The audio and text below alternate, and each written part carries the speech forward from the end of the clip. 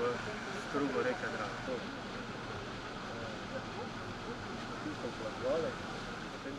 Dober večer, spoštovane gledalke, dragi gledalci. Po teh posnetkih ste gotovo ugotovili, o čem bomo govorili v današnji oddaji V žarišču. Torej o katastrofalnih poplavah, ki so bile minule 3 dni tukaj na našem območju. Danes imamo v studiu kar 4 goste, ki so bili na ta ali oni način udeleženi pri reševanju premoženja ljudi in drugega. Z nami so Ivana Grilanc, poveljnica civilne zaščite za vzhodno Štajersko. Dober večer. Dober večer. Poleg nje je Slobodan Stojanovič, poveljnik civilne zaščite Maribor. Lep pozdrav. Večer. Maksimilijan Bezjak je poveljnik prostovoljnega gasilskega društva Dvorjane. Tudi vam, lep dober večer. In pa Boris Visočnik iz zavarovalnice Maribor. On je pomočnik direktorja sektorja obdelave škod. Tudi vam, lep pozdrav. Dober večer. Kot smo v začetku omenili, ti posnetki so bili iz elektrarne Formin. Tam je si Drava ustvarila prav novo strugo. Največ škode je bilo tam in o tem bomo govorili v nadaljevanju oddaje, ko se bomo povezali z direktorjem hidrocentrale Formin. A za začetek, gospa Ivana, povejte nam, vi ste bili danes na terenu, kakšen je položaj? Ja, če povzamem od prvega dne, se pravi od 5.11. pa do danes, je bilo poplavljenih 749 objektov. Seveda poplave so prizadele 16 lokalnih skupnosti v regiji. Vzdolž jezu Melje je najbolj bila ogrožena mestna občina Maribor in pa občina Duplek, zato smo bili tukaj najbolj angažirani. Naše aktivnosti so potekale v smeri, da zagotovimo morebitno pomoč. Tako smo bili v stalni koordinaciji z službo za zaščito in reševanje mestne občine Maribor, poveljnikom civilne zaščite in pa tudi z občino Duplek. In takoj 5. Ko smo dobili ze strani Dravskih elektrarn informacijo, da se pričakuje pretok 2000 kubikov v staro strugo, smo obvestili vse službe vzdolž reke Drave. Takoj zatem smo poslali tudi obvestilo v medije z namenom, da so prebivalci seznanjeni, da se pričakuje povečan pretok. Po zadnjih podatkih, s katerimi razpolagam, so bile vključene v zaščito in reševanje približno 1400 in nekaj najrazličnejših reševalnih služb, se pravi največ gasilskih enot, potem so bili vključeni v torek in danes pripadniki Slovenske vojske, aktivirani so bili tudi... Okrog 400 vojakov je bilo na območju... 240, ja. Seveda aktivirani so bili tudi štabi civilne zaščite. Iz regijskega skladišča vzhodno-štajerske regije smo tudi izdali 7400 in nekaj protipoplavnih vreč, potopne črpalke, s katerimi smo razpolagali.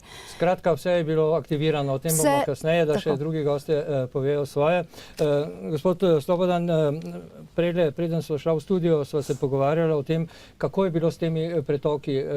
Gospa Grilančeva je povedala, da v bistvu so prihajali podatki o 1800 kubičnih metrov na sekundo, da prihaja voda iz Avstrije pa do 2500 in na koncu celo 3000. Vendar to ni bil največji pretok Drave v zgodovini, ki jo beležimo. Kakšni so ti podatki, ki segajo v prejšnje stoletje oziroma predprejšnje? V uradnem dokumentu države Slovenije v načrtu za poplave je napisano v oceni ogroženosti, da je reka Drava imela pretok 4200 kubičnih metrov na sekundo, ta zadnji zabeležen tako visok pretok leta 1851. Dr. Pivec, direktor splošne UKC-ja v Mariboru, je danes povedal, da njegova družina, ki že več kot 300 let živi v Zrkovcih, beleži ta podatek. In imajo oni v arhivu svoje družine to zabeleženo, tako da je najvišji pretok zabeležen na reki Dravi bil 4200. Drugi pretok, ki ga mi pomnimo, ki smo sedaj tu v studiu kot reševalci iz leta 1998, je bil bistveno nižji, kot je sedaj. Bil je pod tem, kar se v dokumentih ocenah ogroženosti vodi kot 100-letna voda, to je 2500 kubičnih metrov na sekundo, bil je dosti višji, tako da smo imeli, lahko rečemo, dejansko tako visoke vode, da jih lahko ovrednotimo kot katastrofalne.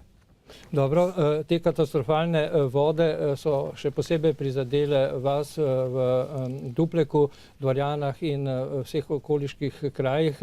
Pa nam povejte, vi ste 3 dni bili v akciji, koordinirali ste vso zadevo. Kaj je bilo za vas najhujše in kje ste nekako bili najbolj angažirani? Ja, gledajte, angažiranost je bilo največ seveda na območju, v spodnjem delu območja občine Duplek, kjer je ta stvar potekala.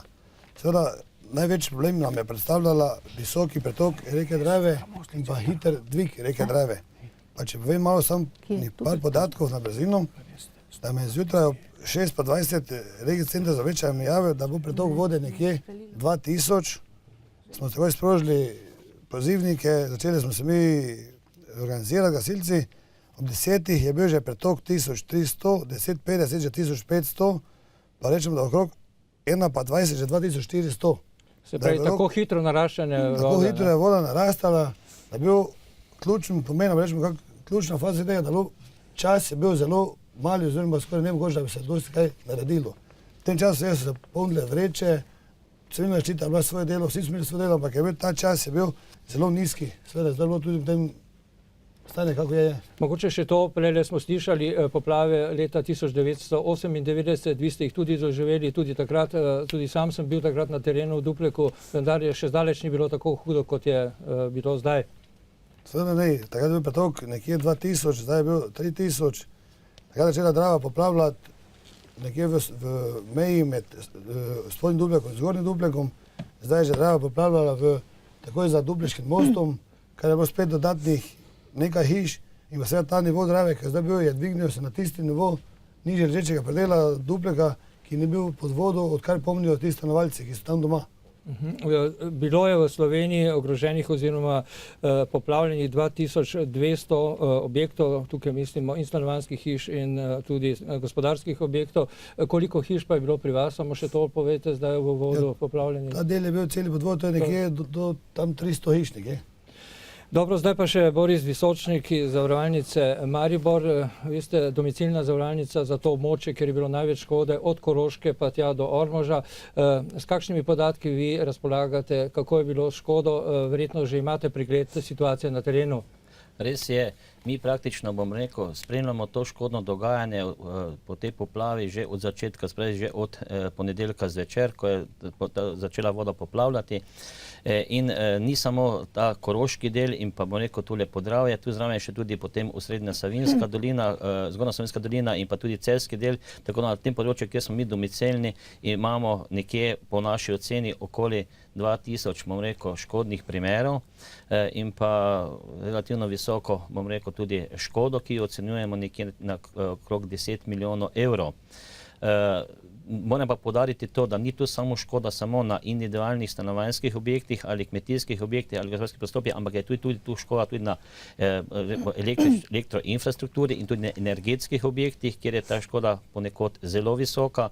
Namreč tukaj so tudi, bom rekel, elektrarne, ki so bile tudi pod vodo kot take in pa tudi sami tile, bom rekel, nizvodni oziroma točni kanali, ki so tudi prizadeti. Dobro, omenili ste elektrarne, zdaj pa imamo na telefonski liniji gospoda Andreja Tumpeja, tehničnega direktorja Hidrocentrale Formin. Lepo pozdravljeni, gospod Tumpej. Dobro večer. Ravno kar smo v našem studiu govorili, predstavnik Zavarovalnice Maribor je povedal o škodah tudi na hidrocentralah.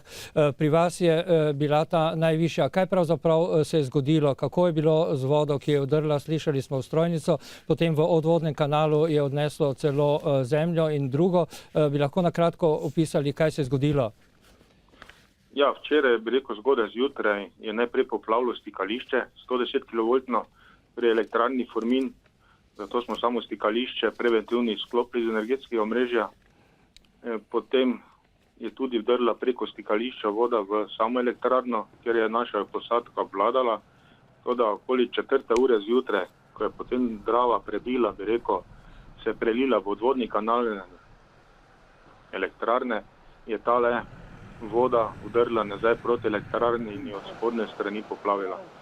Tukaj zdaj vidimo posnetke, kaj je Drava naredila tam v odvodnem kanalu, odnesla je zemljo in se potem razlila. Kaj to pomeni za obratovanje elektrarne? V bistvu v tistem trenutku se je ona napravila novo strugo.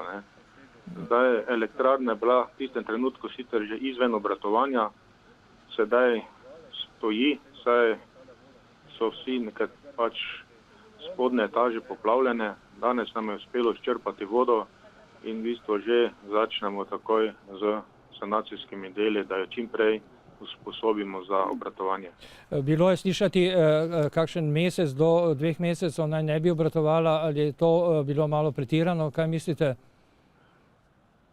Težko sedaj v tem trenutku ocenjujem, ampak nekje se bomo pač potrudili, ker vsak dan, ki jo izgubimo, ni samo, bi rekel, strošek na zamenjavi določenih naprav in delov, ampak je tudi tale strošek, bi rekel, neproizvedene električne energije dokaj velik. Torej, o kakšnih konkretnih številkah o škodi še ne morete govoriti? V tem trenutku ne. Dobro, hvala lepa, gospod Tumpej, in želim vam seveda, da bi čim prej usposobili hidrocentralo Formin. Nasvidenje in lahko noč. Hvala, tako noč. Slišali smo, gospod Visočnik, tam je velika škoda. Ste pripravljeni za takšne primere?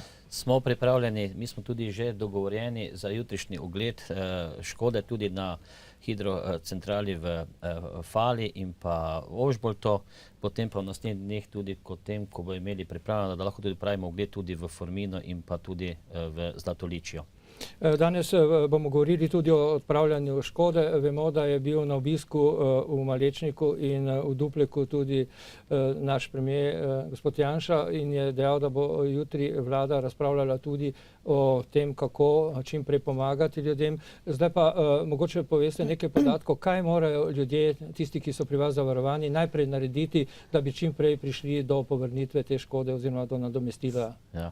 Glejte, mi smo tudi že preko sredstev javnega obveščanja, torej radia in televizije, tudi že dali napotke in pa tudi naši zastopniki na terenu in agenti so dali napotke zavarance, kaj naj storijo. Jaz priporočam to, da tam, kjer so še, zaliti prostori z vodo, najprej to vodo je treba izčrpati, te mulje, ki so bili zraven z to vodo prenešeni, odstraniti, ščistiti, sprati, če je le možno, tiste prostore kot take, stvari, ki so bile z vodo zalite, recimo gospodinski aparati ali pa drugi tehnični aparati kot taki, jih iznesti iz teh prostorov ven, če je možno te stvari posušiti ali pa če so uničeni, jih naj dajo na nek prostor skupaj, tako da bi cenilci hitreje lahko pregledali to škodo in tudi na nek način hitreje tudi jo ocenili.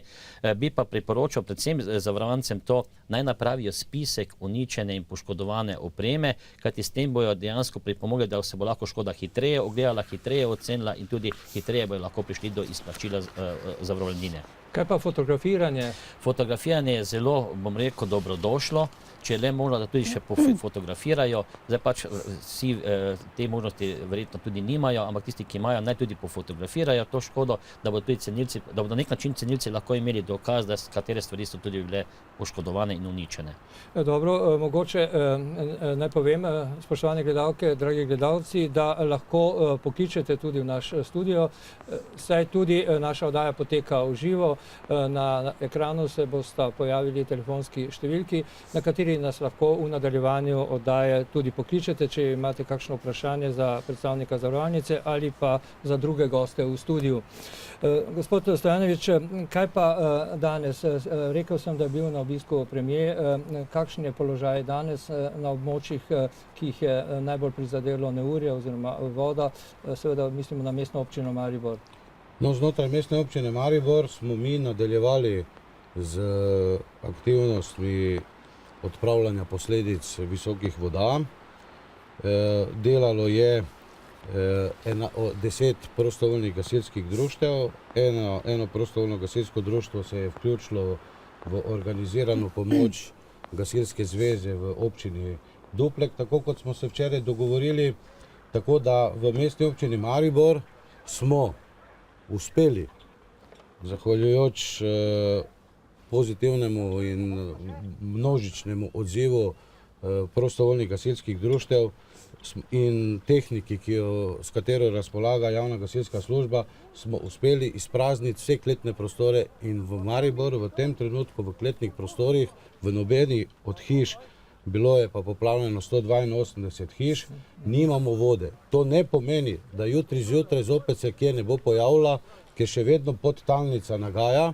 Drava je v tem trenutku pretočnost 630 kubičnih metrov na sekundo in se nam do jutri še vedno lahko pojavi, da ali površinske vode, ki so okoli hiše, grejo nazaj, ali da še pridemo podtalnica, tako da bomo to tudi jutri še nadaljevali z pomočjo.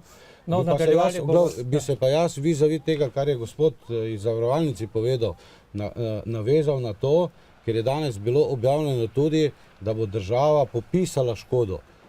Da ne pride do tega, da ljudje, ki se bojo prijavili zavarovalnici, ne bodo mešali z tem, kar bomo sedaj mi delali v skladu z sklepom Republiške uprave za zaščito in reševanje, da je možno po predpisani metodologiji in v skladu z zakonom o odpravljanju posledic prijaviti škodo, ki jo bomo zbirali po predpisanih obrazcih. Dobro, imamo tudi telefonski poziv, zato sem vas zdaj prekinil, bova potem nadaljevala. Dober večer, je kdo z nami na zvezi? Ja, dober večer. Ja, imate kakšno vprašanje, prosim? Jaz pa bi samo gledam to televizijo, vašo oddajo Milana, našega Bezjaka z Dupleka, in bi res pohvalil to gasilstvo v Dupleku, ker sodelujejo z nami. Ne morem pohvaliti tega, kako so močni te dvorjanski gasilci, da nam pomagajo in so z nami od ponedeljka jutra pa do danes, skozi so fantje na cesti, pomagajo nam in to je res izvrstno, bi pohvalil to gasilstvo v našem. Res ne morem vam povedati. A ste bili vi tudi sami prizadeti, vas je poplava prizadela? Tudi. In so nam pomagali od drugod, gasilci niso bili naši gasilci, dvorjan, drugod so bili, ampak... So vam pomagali? Ja. In kakšno je danes stanje? Imate hišo kolikor toliko urejeno? Je stanje sicer podtalnica gre gor, ampak so nam porihtali. Podtalnica pa tako ne moramo pomagati. Dobro, hvala lepa za to, da ste poklicali in tudi pač pohvalili naše gasilce, ki so jih pohvalili tudi drugi predstavniki, s katerimi smo se pogovarjali, mislimo, z nivoja države, od gospoda Erjavca pa tudi Žerjava, obeh ministrov. Mogoče je zanimivo tudi to, da je Karl Erjavec povedal, da po njegovih podatkih bo verjetno škoda večja od 0,3 bruto družbenega proizvoda, tako da bomo lahko zaprosili tudi za evropska sredstva, ki so namenjena katastrofam. Pa, gospa Ivana, povejte, kakšen pa je bil položaj danes? Prej nismo na to odgovorila, kje ste bili danes, kaj se dogaja? Slišali smo zdaj našega gledalca, ki je povedal, da rešujejo tisto, kar se rešiti da. Ja, tako kot sem že povedala, danes smo skoordinirali iz gasilskih zvez regije kot celote, da pridejo pomagati v občino Duplek pri črpanju vode. Problem je nastal tudi zaradi razlitja kurilnega olja, tako da smo že torek in danes aktivirali, mi rečemo temu, gasilske enote širšega pomena, ki imajo sredstva, ki imajo opremo. Aktiviran je bil Kemis za odvoz teh nevarnih snovi. Včeraj je sodelovalo pri prečrpavanju tudi VGP Drava Ptuj, tako da mislim, da smo naredili vse, kar je bilo v naši moči. Kaj pa druga koordinacija? Že prej ste povedali, da ste z mestno občino Maribor dobro delali. Kaj pa tale primer iz Vurberga, ko so reševali, ko je policija reševala stanovalce, ki so bili na strehi te hiše, se ni dalo s čolni priti do njih? Ne, do teh stanovalcev se ni dalo priti s čolni, zato je bil poklican helikopter policije. Smo pa aktivirali potapljaško ekipo Maribora, ki so pa na drugi lokaciji prišli še do 3 oseb ter jih evakuirali, ker sta bile 2 taki lokaciji, kjer so bili ljudje dejansko ogroženi. In da povem še to, materialna škoda, glede na to, kar smo vse videli, pa kar še bo, je izredno velika. Hvala Bogu pa, da ni bilo žrtev. Tudi pri vas v Dupleku ni bilo žrtev, reševali ste tako ljudi kot živino, nekdo se samo lažja telesna poškodba, bila druga pa ne. Pa nam povete, tukaj smo slišali pohvale na račun vas gasilcev, kaj vse ste pa konkretno recimo še danes delali? Ja, poškodba je bila samo ena in to neka oblika izvina. Danes pa vse je potekalo, to je kaj potekalo v vseh sosednjih občini, črpavanje vode in pa razlitega olja. Kaj pa s tistimi stanovalci, ki imajo praktično hiše nevseljive, imate tudi takšne primere? Tisti, ki so hiše nevseljive, so vseljive, samo moč nevseljive v tem spodnjem delu, oziroma v kletni etaži, potem ko te etaže, ki so nad letjo, so vse vseljive. Lahko može se kakva vlaga pojavlja, kakve stanovanja, ampak so te hiše so vse vseljive, da ljudje niso nekje nastanjeni, a kakorkoli kje v kakšnem drugem objektu nastanjeni.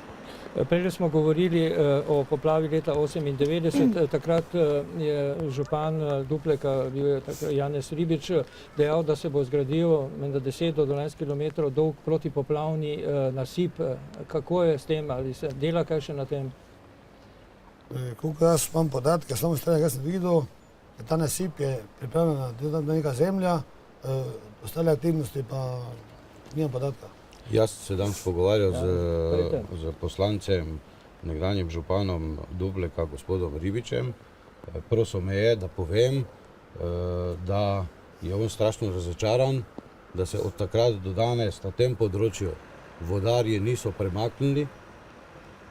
Pričakujemo, da se bo na osnovi današnjih razgovorov in temu, kar smo predsedniku vlade predstavili, da se bo končno izgradnja nasipov začela izvajati, da bodo birokratske službe poskrbele, da to, kar je narisano, dobi gradbeno dovoljenje in da se začne trošiti tudi evropski denar za izgradnjo tega nasipa, zato ker dejansko se drugače zdaj ugotavljamo pred temi visokimi vodami, kot z obrambo, z nasipom, ne bo dalo braniti. Razmišljati, da smo v stanju v tako kratkem času, kot se je Drava obnašala skoraj hudourniško, z vrečami, zajeziti in preprečiti poplave, več na tem našem področju se je pokazalo večkrat, je nemogoče. Se pravi, tudi na območju mestne občine Maribor, kako je bilo, recimo, niste še povedali o samem Malečniku, govorili ste o Zrkovcih? Glejte, na območju mestne občine Maribor po jezu Melje je poplavljalo tako, da je Drava poplavila nazaj v Melje, poplavila je vse, kar so zgradbe ob strugi, se pravi Malečnik, Zrkovci, Dogoše. Vse je to bilo, so bile hiše zalite, ne samo kletni prostori kot 98, ampak že tudi, da rečem, prvo nadstropje. Že stanovanjski del objektov je bil dejansko poplavljen, ker je Drava se pri gospodu Duhu, ki vodi vse, je dvignjena bila tudi za 3-4 metre. Dobro, imamo spet dva naša gledalca na liniji, bomo kar z obema spregovorili. Dober večer, kdo ste in odkot kličete? Pozdravljeni, v etru ste, prosim. Dober večer. Imate kakšno vprašanje za naše goste, prosim? Tu predsednik krajevne skupnosti Malečnik, Škof. Ja, dober večer, gospod Škof. Jaz poslušam to oddajo, 2 dni sem že intenzivno na terenu z našimi gasilci iz Malečnika, ki delajo neutrudno že 2 dni, oziroma 3 dni, pa bi rad nekaj pripomnil. Izvolite, slišali smo. Poglejte, jaz poslušam, kako bi moral biti zgrajen nasip v Dupleku, tako tudi v Malečniku. Ja. Če bomo ta nasip gradili, s tem nismo naredili popolnoma nič. Zakaj to govorim? Ker dodatne vode, tu imamo iz Vodol pretok vode, v Hrenci imamo dotok vode, če bomo zvišali ta nivo na Dravi, nismo naredili nič, ker bo ta voda potem iz Drave vdarla nazaj in smo na istem nivoju, ko smo bili. Edina rešitev je poglobiti in očistiti strugo Drave, ker smo pustili, da je zarasla do polovice. Imamo v Malečniki otok za ptice, ki se nam lahko vsi smejijo. Mi smo tu v Dravi doma in vemo, kaj se dogaja. Poglejte si v Berlu, pri nogometnem igrišču, imamo Dravo na levi strani, ker je že višja od ceste v Malečniku. Dobro, gospod Škof, tudi zadnjič smo vas videli v eni izjavi. Rekli ste, da takšne poplave še niste doživeli, čeprav ste že 70 let stari. Je tako? Hočem vam pa drugo povedati. Ja. Mi smo spremljali to zadevo v Malečniku že dalj časa. Par dni pred to katastrofo je bila struga skoraj prazna. Mi v tem kraju, ko živimo, ne moramo razumeti, da je ta struga pred to katastrofo bila prazna, potem je pa prišla ta ujma, ki je jaz sem danes predsedniku povedal vlade, mora za tem nekdo odgovarjati, ker sistem je popolnoma odpovedal, ne samo na Dravskih elektrarnah, nam odpoveduje v tej državi celotni sistem, ne samo na tem področju. Dobro, gospod Škof, imamo še enega gledalca. Samo jaz vam povem resnico in če se ne bomo mi lotili teh zadev, da bomo Dravo sanirali, potem vemo... bomo te ljudi spravili v vedno večje zagate. Drugo pa je, to pa moram povedati. Ja, res nimamo dosti časa. Ne, vem, samo vzamemo se čas. Poglejte, ti ljudje, ko so ob Dravi doma, so dobili gradbena dovoljenja. So dobili in so tam legalno. Nekdo mora za tem odgovarjati in za tem stati, da to rešimo. Ne moramo se vsaki leto po dvakrat o teh zadevi pogovarjati. Dobro, to bomo še v kakšni drugi oddaji govorili o tem. Hvala lepa, da ste poklicali. Zdaj pa imamo še enega gledalca na naši zvezi, če nas še čaka. Dobro večer. Dobro večer, kličem iz Dogoš. Ja, prosim. Zdaj že tu 2 dni ali pa 3 dni poslušamo, samo da bila povoden v Dupleku, tu v Dogošah smo isto na istem probleme. Nihče ni prišel do nas, da bi nam prinesel vodo, koce, po noči smo bili na podstrešju brez vsega. Prišli so nam včeraj vojaki, edini pomagati, gasilci so tudi nekaj hodili, ampak ne pri vseh. Potem Kangler se niti ni prišel pogledati, prišla sta 2 prostovoljca, ko sta prišla pomagati, so jih na cesti glavni stavili, da so čistili, ker se je gospod Janša pripeljal mimo, da je bila cesta čista, do nas pa ni prišel nihče niti nič pogledati. Dobro, imamo tudi tukaj predstavnika Mestne občine Maribor, civilne zaščite. No, še en klic imamo, še nekdo je z nami, hvala. Se pravi, nimamo več zveze. Gospod Stojanovič, o Dogošah je bila beseda. Kaj bi lahko rekli na to, kar je naša gledalka povedala? Ja, jaz moram tako povedati, to, kar je gospod Škof postavil, da je problem bil v sistemu. Mi tu nismo vodarji, mi smo reševalci in z vso odgovornostjo lahko povem, da je sistem zaščite in reševanja in pomoč bila ustrezno organizirana, ustrezno je bil reakcijski čas. Zdaj v zvezi z tem, kar je ta gospa povedala, sem že slišal, ker je približno takšna izjava bila tudi na kanalu A. Trdim, da so gasilci, ki so bili vodeni strani poveljnika iz prostovoljnega gasilskega društva Dogošek, ki je bil vodja intervencije, prišli vse povsod tam, kjer je bilo treba izvajati tiste ukrepe, ki jih moramo izvajati pri poplavi. Se pravi, čiščenje in tako dalje. Gospa je rekla, da je imela vojsko na dvorišče, jaz sem to vojsko včeraj videl, približno vem, za katero situacijo gre, tako da z vsemi pomoči, ki so možne, bomo nadaljevali. Tudi gospe smo posebej zagotovili, koliko vem, kontejner za to, da se lahko čisti, tako da zdaj mi dva bomo mogoče jutri se pogovarjali ob tem, da si bomo razložili, kdo kaj potrebuje, pomagali bomo na vsak način. Mora pa vedeti, da je eno to, kar izvajamo kot ukrepe in naloge zaščite, reševanja in pomoči, drugo je pa celoten servis.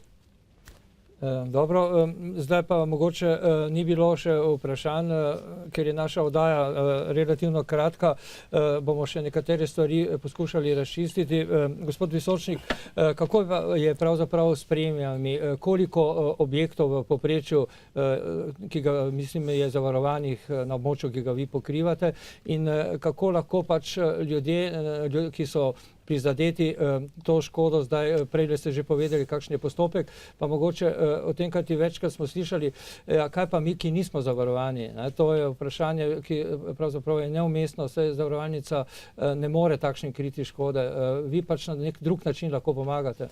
Glejte, res je, tisti, ki niso zavarovani in nimajo sklenjenega zavarovanja proti poplavam ali takšnim nesrečam, žal tudi od zavarovalnice ne more neposredno dobiti neko škodo tudi izplačano. Zavarovalnice pa pomagamo malo drugače, recimo delamo na področju preventive kot take, kajti od vsakega požarnega zavarovanja, v katerega spada tudi zavarovanje poplave kot take, plačamo mi določeno požarno takso in ta požarna taksa je namenjena predvsem, bom rekel, za te prostovoljne gasilske društva in poklicne gasilske društva, da jim pomagamo pri nabavi njihove tehnike za reševanje in pa opreme kot take. Na drugi strani pa tudi pomagamo preventivno tako, da tem gasilskim društvom tudi pomagamo z raznimi donacijami, da lahko tudi potem si nabavijo določene sredstva in opremo za reševanje. Še mogoče nekaj praktičnih napotkov, kako se lahko ljudje obračajo na vaše zastopnike, od Koroške pa do Ormoža, kakšen je ta sistem utečen? Glejte, mi imamo več kanalov, na osnovi katerih lahko zavarovanci prijavijo svojo škodo kot tako, bodi si preko spletne strani, ki jo je na razpolago, lahko direktno, bom rekel, po telefonu prijavijo to škodo, lahko prijavijo škodo, najboljše pa je, da prijavijo škodo preko zastopnikov, pokličejo zastopnika, pogledata, ali imajo tudi določeno zavarovanje sklenjeno in potem preko njega lahko prijavijo škodo tudi na zavarovalnico, ali se pa zglasijo direktno, bom rekel, v naših poslovnih enotah oziroma v naših pisarnah, na zavarovalnicah, da lahko tudi tam prijavijo škodo. Bi pa predvsem tukaj želel nekaj poudariti.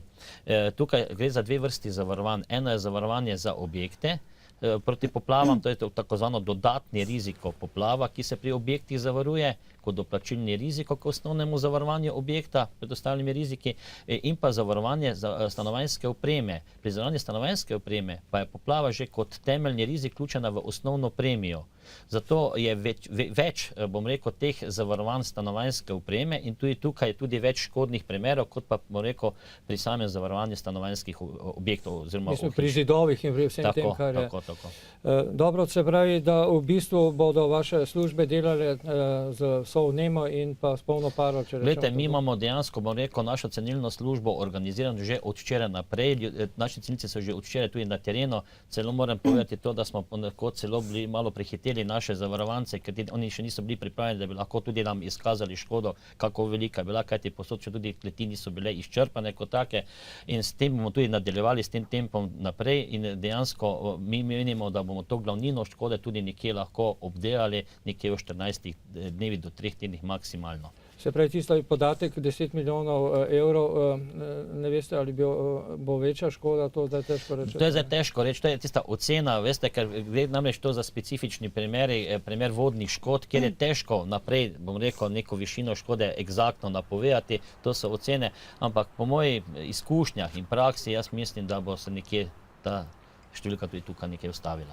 Dobro, moram povedati tudi, da se je vključil v pomoč Caritas in pa Rdeči križ, oba sta že delila hrano pa tudi obleke. Kakšna je tukaj to sodelovanje, koordinacija? No, jaz sem že od ponedeljka oziroma od prvega dne reševanja v kontaktu z sekretarjem Rdečega križa. Vsi, ki bi imeli kakršnekoli potrebe po oblačilih oziroma drugih karitativnih zadevah, se lahko obrnejo na sedež mestne organizacije Rdečega križa, se lahko legitimirajo v centru humanitarne pomoči in izrazijo potrebo, in sem prepričan, da bodo dobili ustrezno pomoč. Bi se pa vrnil k informaciji v zvezi z oskrbo z vodo, ki jo je gospa izpostavila prej. V Mariboru je vodovod, vsi tisti, ki so vezani na oskrbo mariborskega vodovoda, so imeli tekočo vodo. Brezhibno in nobenih problemov. Prekuhavanje ni bilo Nobenega potrebno. prekuhavanja, voda je bila skozi pod nadzorom, Mariborski vodovod zagotavlja, da je voda v Mariborskem vodovodu popolnoma brezhibna. In prepričan sem, da ta gospa ima vezano svoj vodovod od svoje hiše na Mariborski vodovod, tako da verjamem, da če bi pipo odprla, ni imela težavo priti do vode. Gospod Grilanc, kaj pa druge stvari, ki so nujno potrebne za življenje? Tukaj je problemov bilo na terenu? Po podatkih ni bilo takih problemov, so se pa že prijavili tudi prostovoljci, tako da karkoli še občani potrebujejo, naj pokličejo preko številke 112, pa bomo skoordinirali in jim tudi zagotovili. Kaj vas čaka v prihodnjih dneh in mogoče tednih? Kako boste delovali? Za jutri imamo, kot sem že povedala, če občani bodo poklicali na številko 112 in želeli kakršnokoli pomoč, jo bodo pravočasno tudi dobili, bodisi v mestni občini Maribor, bodisi v občini Duplek. Prav tako bomo jutri zagotovili 100 pripadnikov Slovenske vojske, seveda pa, če bo še kakšna druga potreba, še ostalo. Kaj bo treba še najbolj, tisto, kar je treba še storiti v prihodnjih dneh? Vi ste bili na terenu, poznate situacijo? Mi smo danes imeli sestanek z vsemi predstavniki prostovoljnih gasilskih društev. Dogovor je, da bomo, ne glede na to, da smo mi, bom rekel, zdaj za tistimi zadevami, ki se vodijo kot reševanje, v bistvu s tem, ko smo izpraznili vse kletne prostore, bomo jutri za pomočjo ljudem na terenu pomagali. Tudi sprostili smo promet skozi Dogoše proti Dupleku, ki je bil danes na mojo odločitev zaprt, zaradi tega, ker sem moral varovati reševalce na terenu. Zopet smo sprostili promet in jutri več ne bo težav z obvozi in tako dalje. To je bilo nekaj očitkov, ne? Je bilo očitkov, ampak dejstvo je, ljudje morajo razumeti, če prideš ti za reševalno opremo in če imaš ti reševalno območje, cono, da jo moraš zapreti zato, da zavaruješ varnost ljudi. Nekateri so vozili skozi Dogoše tudi z 50 in več kilometri na uro. Tako da reševalci, ki nekaj vodimo, smo odgovorni tudi za reševalce, ne samo za prizadete. Nismo še omenili poklicnih gasilcev, kako ste vi z njimi sodelovali, mogoče tudi njih je treba omeniti, kakšna je bila njihova vloga in koordinacija. Seveda aktivno sodelujemo vedno z javnim zavodom. Imeli smo že vključene v ponedeljek zvečer pri reševanju teh ljudi na Vurbregu, ampak pravim, tako smo že rekli, evakuacija za čolni, kakorkoli v drugačni obliki, ni šlo. Pomoč smo dobili od javnega zavoda, na pomoč so nam prispeli gasilci iz Peker, Ala in Vera, vse ima, ampak kar ni šlo, ni šlo. Drugače pa z javnim zavodom sodelujemo odlično tudi na drugih področjih.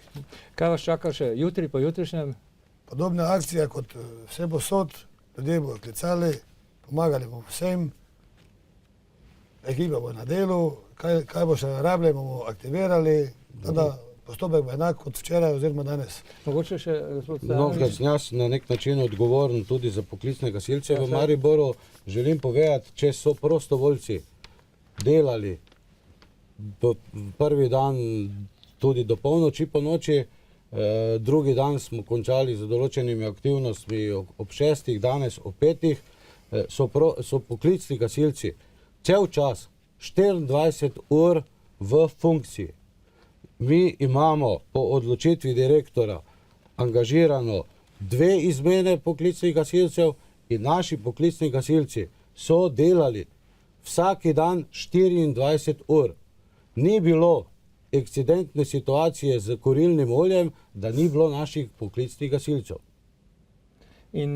Naši poklicni gasilci so reševali tam, kjer je bilo potrebno z čolni voziti, iti v visoke vode in moram povedati, da so bili zelo, zelo požrtvovalni.